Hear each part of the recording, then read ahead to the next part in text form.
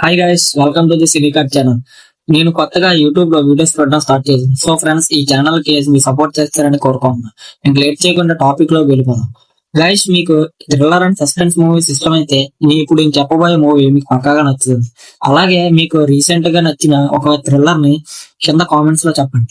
Okay, ఇంక వీడియోలోకి వెళ్తే ఈ రోజు రీసెంట్ గా తెలుగు అండ్ తమిళ్లో రిలీజ్ అయిన 11 అనే మూవీ గురించి చూద్దాం. 11 ఈ మూవీ ఒక crime thriller mystery drama directed by Lokesh అజిల్స్. ఈ మూవీలో మెయిన్ క్యారెక్టర్ గా నవీన్ చంద్ర గారు యాక్ట్ చేశారు. అయితే ఈ మూవీ ప్లాట్ ఏంటంటే, వైజాగ్ లో కొంతమందిని టార్గెట్ చేస్తూ సీరియల్ కిల్లింగ్స్ జరుగుతాయి.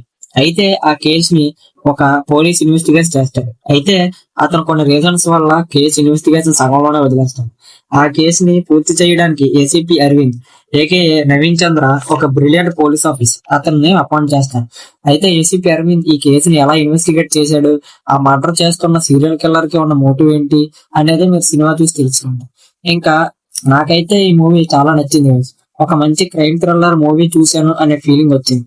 రాక్షసులు హిట్ మూవీస్ లో ట్విస్ట్ లాగా అనిపించింది. చెప్తున్నా కదా గైస్, ఒక్కో సీన్ కి మైండ్ పోతుంది రాక, ఆ రేంజ్ లో ఉంటాయి మరియు ట్విస్టులు.